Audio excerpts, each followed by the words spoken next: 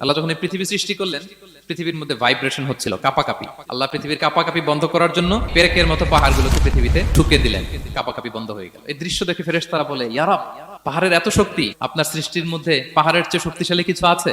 আল্লাহ বললেন আছে। সেটা কি? আল্লাহ বললেন সেটা লোহা, কারণ লোহা দিয়ে পাহাড় কাটা যায়, ঠিক কিনা? লোহার কথা শুনে ফেরেশতারা অবাক। ফেরেশতারা প্রশ্ন, তাহলে আপনার সৃষ্টির মধ্যে লোহার চেয়ে শক্তিশালী কিছু আছে? আল্লাহ বললেন আছে। কি সেটা? আন্নার, আগুন। কারণ আগুন লোহাকে কি করে? গলিয়ে ফেলে। ফেরেশতারা শুধু অবাকই হচ্ছে। ফেরেশতারা বলে, আগুনের চেয়ে শক্তিশালী কিছু আছে? আল্লাহ বলে আছে, আল মা, পানি। কারণ আগুনে দাউ দাউ করে জ্বলে ওঠা আগুনের মধ্যে পানি দিলে আগুন অস্তিত্ব হারায়। ফেরেশতারা শুধু অবাকই হচ্ছে। তারা বলে, তাহলে পানির চেয়ে শক্তিশালী কিছু আছে? আল্লাহ বলেন আছে, আর রিহ, বাতাস। কারণ বাতাস পানিকে একদিক থেকে আরেক দিকে নিয়ে যায়। জলের মধ্যে বায়ুর উচ্ছ্বাস লাগলে জলোচ্ছ্বাস তৈরি হয়, ঠিক কিনা? ফেরেশতারা আবার অবাক হয়ে বলে, তাইলে বাতাসের চেয়ে শক্তিশালী কিছু আছে? আল্লাহ বললেন আছে। সেটা কি? বলতেছে বনি আদম।